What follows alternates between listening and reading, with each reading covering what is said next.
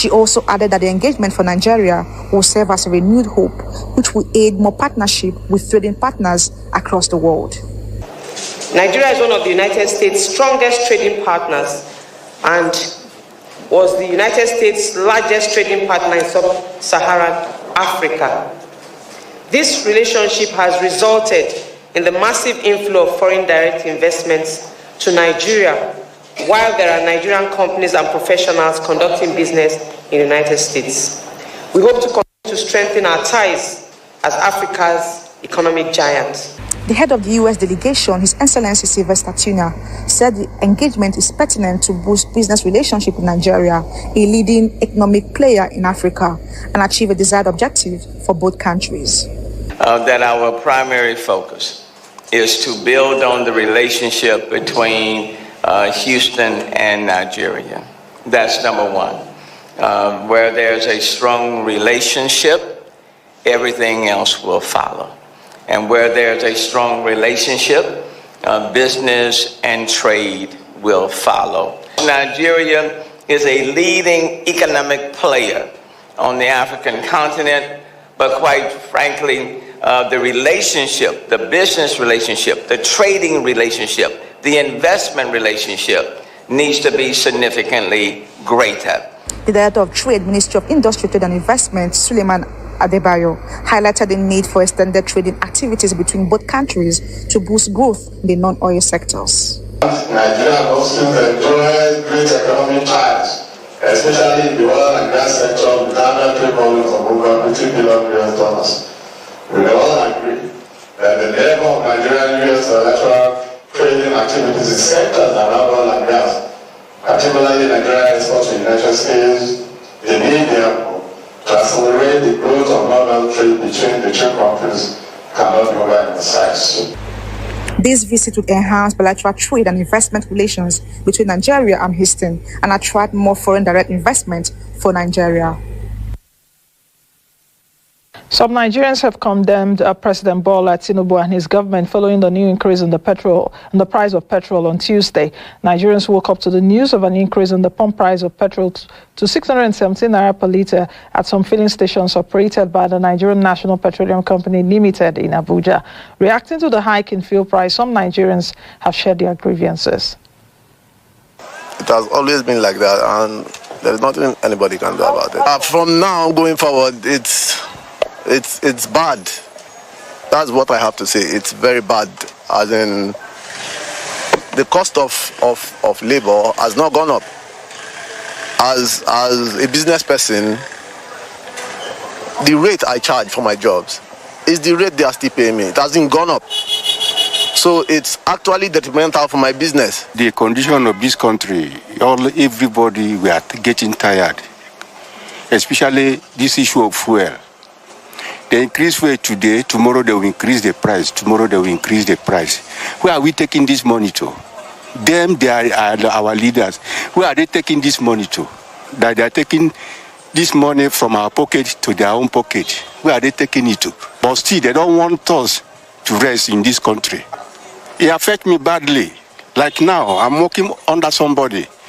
What the amount that's supposed to fill this tank before, the person he can't even buy up to half of that amount. So it affects me badly. And if I don't work with him or with her, there's no way I can feed. Thank God for this very thing. Whatsoever we see how it is, we thank it. But the thing is too high. Only see we are just going to manage our life because of business, how children will eat. You get me back? But nothing we can do. As far as we get the product, we thank God. Even many people are in short. I'm already weak about the situation. I don't know what I will say about it. But what can we do? We are going to follow them now anyway where they do not, because we don't have power. The power belongs to them. So our leaders they don't need us to grow. But yesterday, me and my boss were about to buy food, but my boss said she's in his. So and I decided, okay, let us be faster. And Instead, on our way coming back, we have the news that the fuel have reached up to 607 naira. We are like, what is going on now? And I told my boss that, see how the fuel issue is going up. My boss now said, okay, if that be the case, she will be trying up to meet up to reduce some of the movement because of the fuel issue, and it's causing a lot of hardship in the country.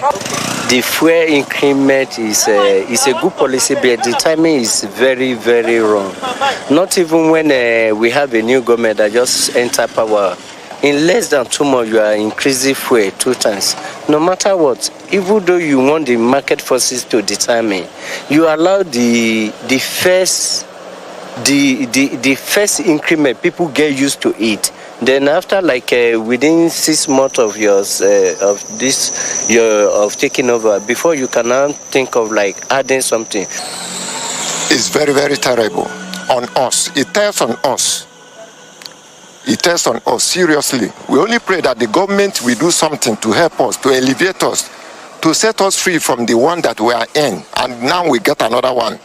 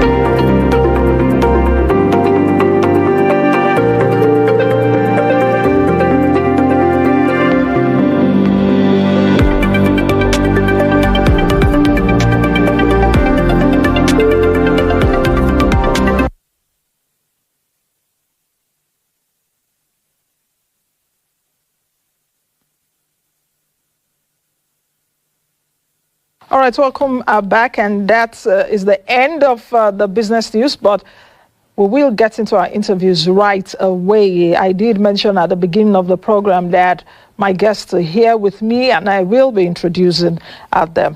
To my immediate left is Honorable Sergius Ogunwo, who is a former member of the House of Representatives in the committees of upstream and downstream too. Welcome to you, Honorable. And to my immediate right is Chinedu Okoronkwo. He's the President, Independent Petroleum Marketers Association of Nigeria, IPMAN. Welcome to you, sir, and thank you for joining us. Thank you for having me. All right, on virtually on Zoom, Joachim Masibong, Senior Government Analyst at STERS Insight, is also joining us. Hello, Joachim. How are you doing this morning? Thank you for joining us. Can you hear me, Joachim? I can hear you. Yes. Okay. Yes. Good morning, Nancy. Okay, good morning. I can hear you now. Now, let's get started, and I would start with the IPMAN president. Please, can you just help Nigerians understand what happened yesterday? Because, yes, exactly, because we all woke up and we woke up to a sudden price increase. It's not been, the last increase was May 31, actually, when the NNPC adjusted its price. July 18, another price increase. It was as bad as people were in the filling stations waiting to buy fuel. Some people were ahead. If you were next, price was adjusted. So help Nigerians understand the abracadabra that we saw yesterday. Thank you for this opportunity to explain to Nigerians. You remember the regime we are right now. You're talking about price, changing price, no. There are fundamentals that is involved in it. The market fundamental, what is happening internationally where this product is gotten. That is what is really dictating the market. It's not a situation where maybe before government is subsidizing it, now there is no more subsidy. So it reacts to the realities of the market. I think that is what has happened. What are the realities of the market the price that of, is making it increase yes, now? the price of crude changed from $70 to $80 yesterday. And remember, our refineries are not producing. No, maybe we would have. Yesterday, no, what I'm saying is it's up now. It's going up every day. Yes. And again, there is this dollar volatility in dollar. This is dollar business, where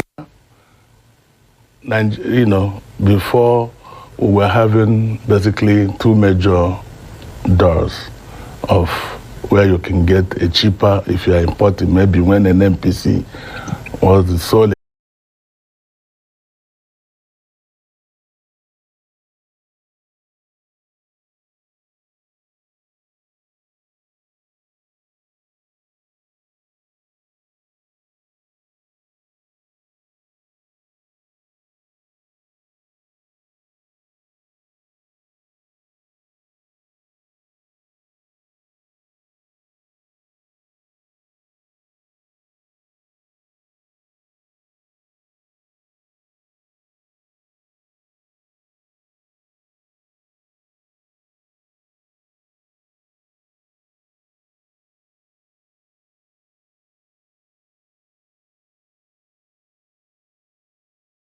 They could get for 400 or something, whereas the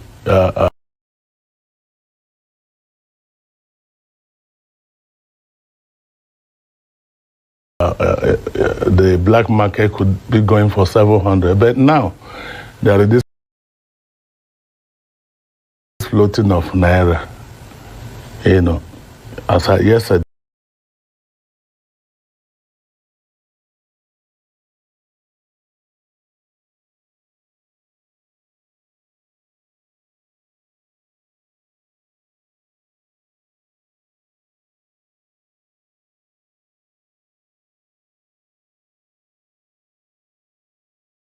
The last time I checked, it was about 820 to 840. And this is what people should also know.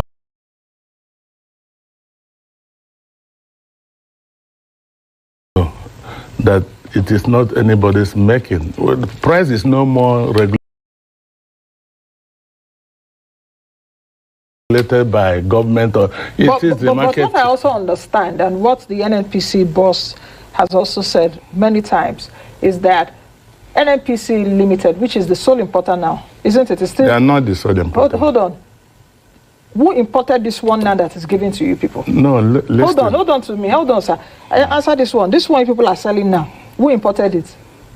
Let me tell you, it's good to let the world know what is going on in the system.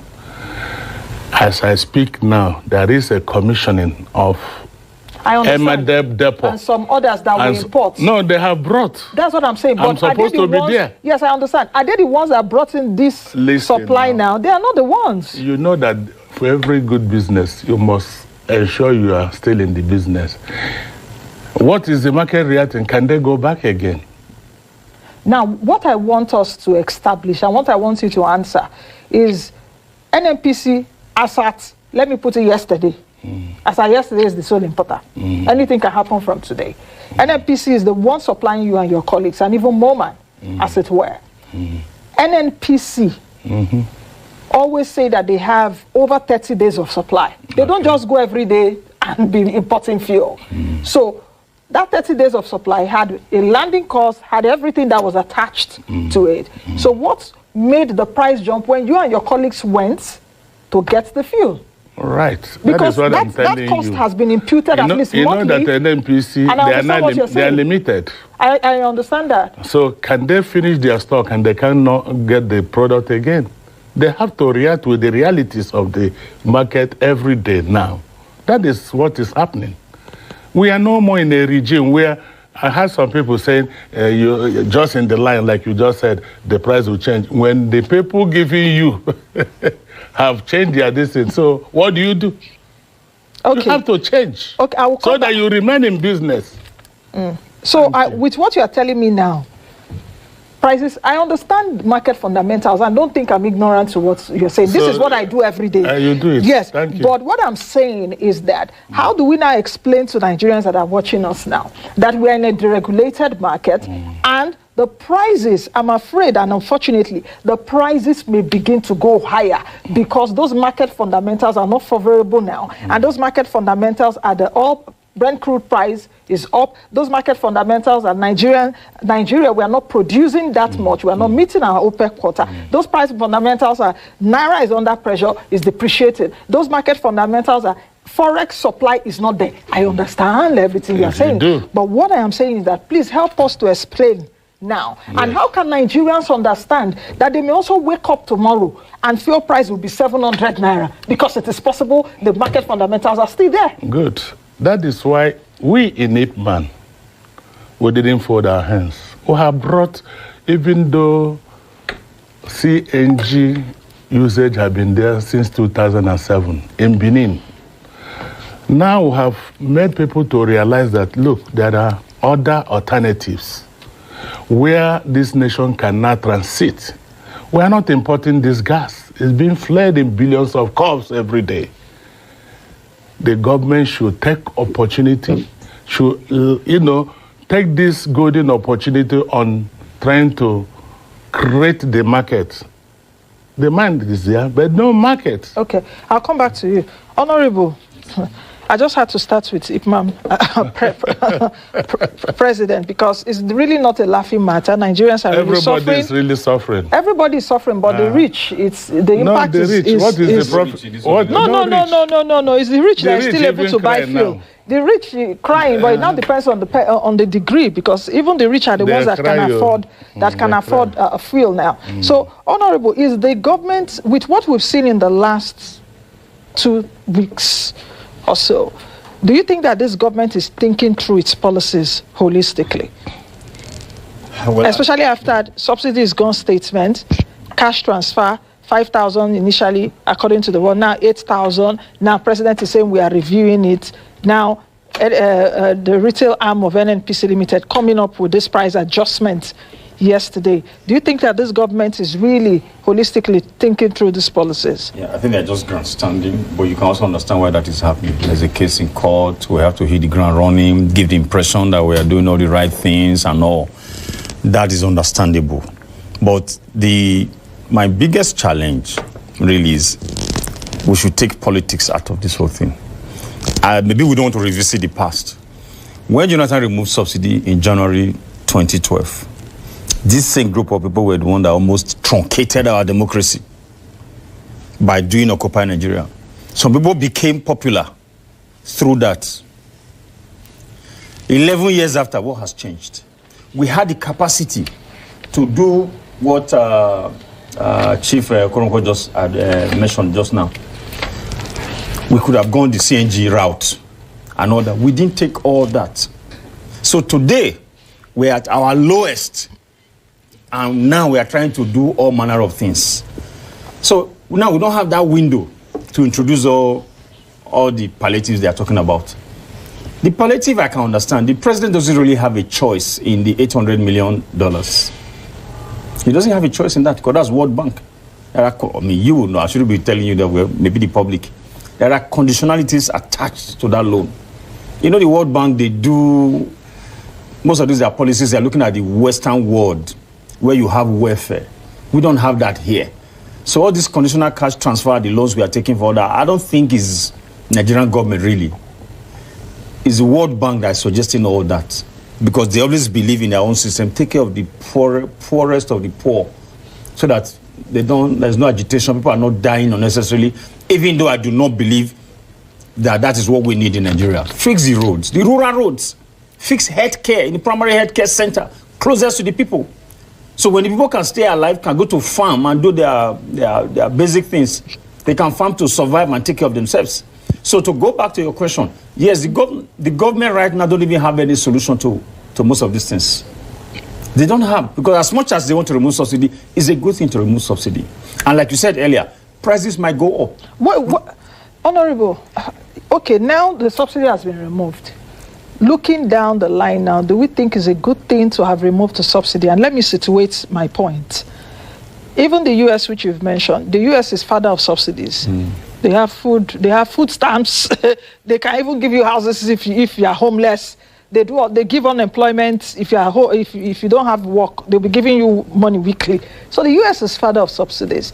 But my point is, looking down the line now, the removal of the subsidy, was that the way to go without addressing the big elephant, or perhaps, yes, the big elephant that was in the room, which is the way the subsidy was handled, the transparency of the subsidy. Take a look at it now. NMDPRA has come up to say our fuel consumption has come down to 46 million. I don't know why they are saying that, perhaps because many people are not also buying fuel. People have left their cars at home, and some people don't even go to work again. So how would you situate that? Because if perhaps the government looked at this thing holistically to say, how many liters? Come on, guys, let's investigate this. And I'm not saying this administration, even previous administrations. The transparency, they will interrogate, we will not see the end. They will interrogate, they will catch some people, we will not know how it ended. So would we now say that perhaps the removal of subsidy, regardless of what some other people are saying, because the economics of it now is confusing and is pushing everybody, is hitting everyone hard. We have to bite these bullets.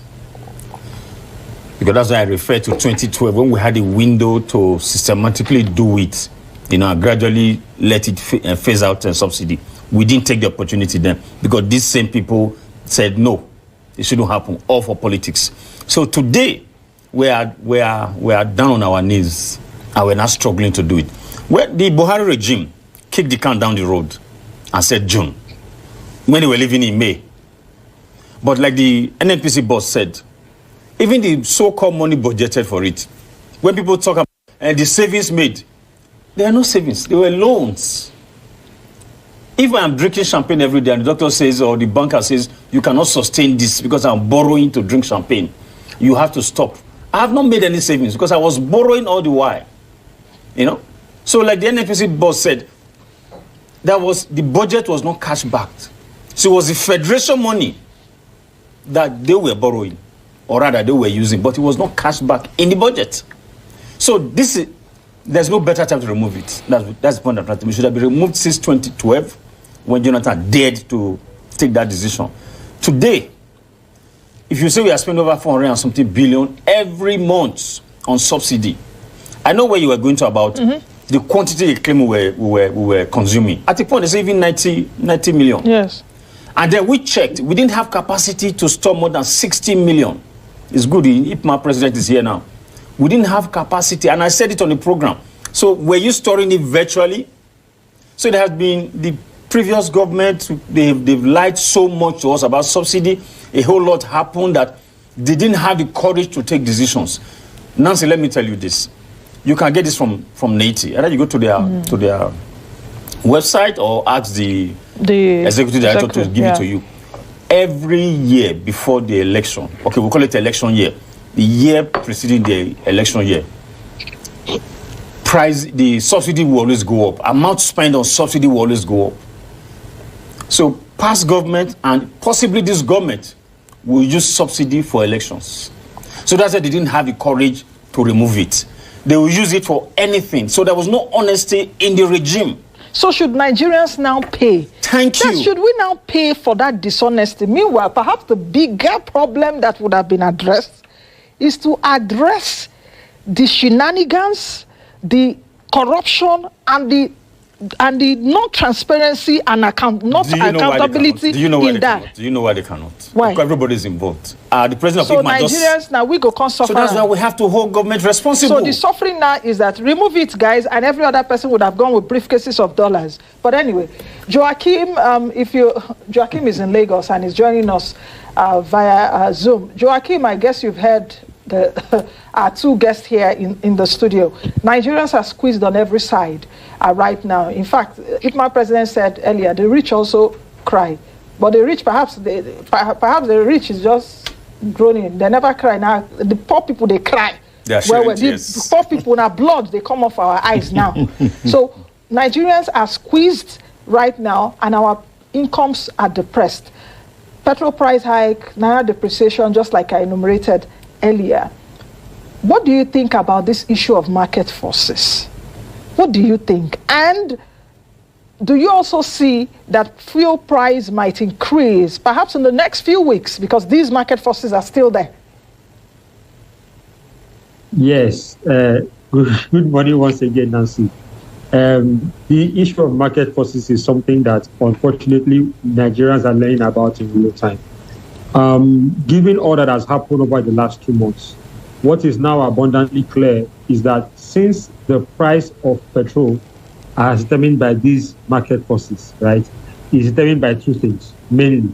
So the current exchange rate and then the price of crude oil on the international market. What the government should have done, first of all, is to allow the naira achieve its fair value in the market, unify the exchange rate, and have price stability in that forex market before the removal of subsidy, because that will then form a baseline and ensure that price stability across the board. Unfortunately, the government now, without having that price stability in the forex market already, there is still a lot of instability there. They have now removed the subsidy, and as such, Nigerians are now paying the price of that price instability. And as a result, we are seeing the price of petrol going up. So, looking back now, clearly what they should have done first is to deal with the forex market, deal with a lot of the liquidity issues so that the naira can have a stable price against the dollar, and then remove fuel subsidy after, so that there is an element of price stability, and then we don't go from where we were, which is 500 naira or so in Lagos, to now 580 something, 590 something. One other thing I want to add is that, seeing as we are where we are, something else is now abundantly clear. The inflation report came out 2 days ago, and it showed that food inflation is at 25% at least. So, what I will advise the government, to anybody that is watching now, is that the food inflation must come down. Food costs must come down to give Nigerians some relief. Nancy, you may already know that about 60% of Nigerians' income is spent on food.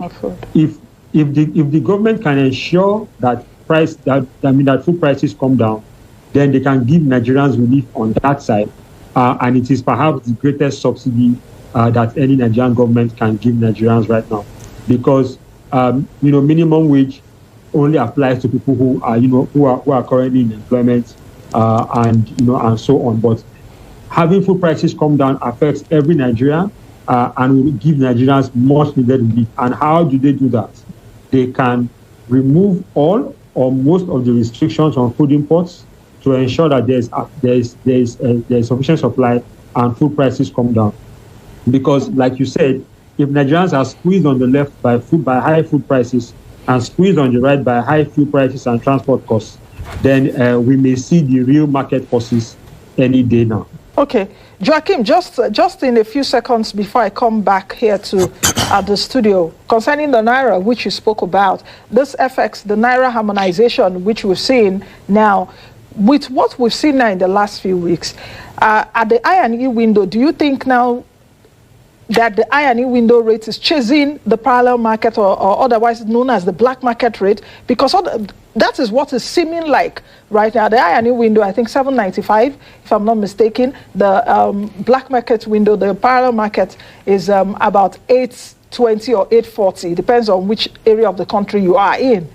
So if you're taking a look at that, where does it also leave this deregulated market, which the Ipman president talked about, which I also mentioned that this is not the last of this fuel price hike. We'll come back here again and talk about that fuel price has increased. Unfortunately not, Nancy, at this rate. And the reason why, one of the reasons why there is still the gap that is persisting, is because, for example, you still have the ban on items, from the CBN, those 42 or so items. Yes, from June 2015. That ban is still in place. That's a problem. Another problem is that there are still ongoing liquidity issues, backlog of the backlog of forex demand on the I&E window. And until those two issues are resolved definitively, we will not see those rates close properly and close to the end. And so those are the two main issues, as from all the conversations I've had so far from people who are very knowledgeable about this issue. The liquidity issue on one hand, and then of course that existing ban, on the eligibility of certain items, to get official forex from the official window. Until those two obstacles are removed, we will not see the rates in the primary and secondary markets close, and we will not see price stability as far as the petrol that we consume daily is concerned. Okay. I don't want to drag that matter further because there are other questions for you, but let me come back to the studio. Let me come back to the president. How much is the landing cost from the NNPC? How much is it? I don't work in an NNPC. Okay, no. How much is the landing cost? I want to go somewhere because that's what actually subsidy you don't visit me to area I don't particularize. Oh, so you don't know that? Why should I be looking into that? No. Let us not go to area. Now, as we are talking here, dollar might be changing. Okay, how much do you get from how much do you buy from NNPC? The level we are buying. Okay, how much do you buy from NNPC? You mean right now or before now? Or at least yesterday the price was increased. Now let's talk about yesterday. 567 naira. 567 naira. Yes, ex-depot. Ex-depot price. Yes. So for those selling in Abuja, we are buying at 617. You now put the transport. So 617 minus... Taking a trailer from Lagos, for instance, the gas alone, you pay close to 1,200,000 or 300 naira. Then add it. Then you turn another one, close to 25 or 26 million naira. So you said 567.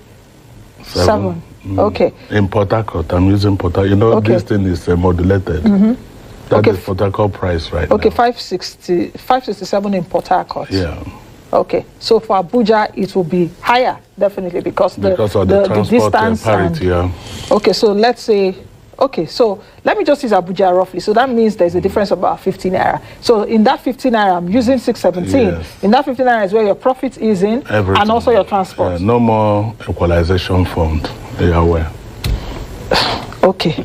Now, still with you, where you said earlier that some companies, some marketers will be bringing in that doing in the next 2, 3, 4 weeks or in the next 1 to 2 months.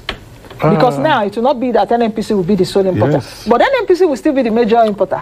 No, look, it's relatively how some of these marketers have money and they have foreign contacts. It's an opportunity now, even for those in diaspora, to bring in their money. The market is going to be, a lot of things will happen in the market. Remember, the remittance from foreign, they can put themselves together and begin to bring product. So for me, it's not something we'll just begin to think it's not going on. PMS is like any other commodity. It might even go up or down. And that is why in IPMAN we have said the only solution that this country will have now and have succor is this CNG. It's here, we're not going to import it. My brother is in that sector. We have billions of cars being fled every day. And the government can also... But can that be immediate? Because we're talking of immediate measures now. No, I'm telling you something that can happen within... You're talking about 3 to 4 months. Yes. It's plug and play. There have to be dispensing stations for That CNG is the plug and play. You bring the equipment. Yes, now. You know, some of these companies are already flaring it. You collect it. Bring the equipment. People are already doing it. Bua cement in Sokoto. Even Dangote, they are using it. Trucks are saying. It's just to make it available everywhere. Then the market would have been created. Because a man or a company trying to invest in gas must justify the investment. Where is the market? That is now why Nigeria is looking to Morocco with over 60,000 kilometers, because the market is there.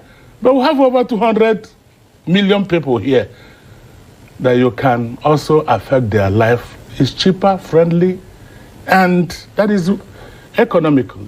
Okay, I want to ask, how many of your colleagues are importing? The commissioning happening today, how many companies? I told you, Emadab invited me. I'm aware that AY Shafa is also bringing. And, you know, like what the authority said, Mr. Farouk, that over 56 companies have been issued with licenses. That in itself, for me too, is another pressure that will be on getting dollar. My brother who spoke before was talking about those items. When you leave, then the pressure will also more on how people can begin to get dollar to import food. But we have a quicker solution, this gas. Because if you fuel your car now with gas, you go anywhere, and it's cheaper. The cars of maybe 10,000 naira can take you for a whole week. Horrible. Is just before President Buhari left, Dangote refinery was July. Perhaps we should give it the benefit of doubt till now. That when it comes on stream, we would not, because he may be doing local refining and the cost and all of that. What do you think, especially as we look at also the long-term solutions? IPMA president has spoken about utilizing gas as another form of fuel. So what do you think about refineries? Because now we're depending also on one man. Come on, this is a country that has 4 refineries. Yeah, 4. And all the governments, successive governments, could not fix it. Yet billions of dollars going for turnaround maintenance, rehabilitation, or whatever they call it. So what is the long-term solution? Well, is the CNG, excuse me, the CNG, like he said, like he also mentioned, BOA using it, Dangote. You see, most of those Dangote trucks, they're using CNG. How come the government never thought about this? Now, you have talked about the refineries. The Dangote refinery, the day it was commissioned, I was actually in your sister's studio, and I said, what I'm aware is Dangote refinery will come on stream 4th quarter. You know, not 2nd. I think later that day, we heard that Dangote said that it's going to come on stream in July. I don't think so. Now, talking about Nigerian refineries, the Port Harcourt refinery, I think we're supposed to have spent $1.something billion. $1.5 billion. We were there as a committee on oversight, I think sometime in 2022. And I didn't see a whole lot going on. Because I just saw heat exchangers, they were blowing. Sorry, what did you say? You didn't see? I didn't see a whole lot. You didn't? I did not see. We went to the plant on oversight. I didn't see a whole lot going on. And where they say, let's give them the benefits, the work is going to start and all that. And I was aware the Minister of State was there. I lead you after that time, and he said things are going on. Somebody said he asked the Minister of State, off camera, okay, we don't say anything here. It's okay, what do you expect me to say? But you see, he's not here now to defend that. But remember, he said sometime late last year that the refinery will come on stream 1st quarter. Those were all politics. Yeah. So we are in war now. We are in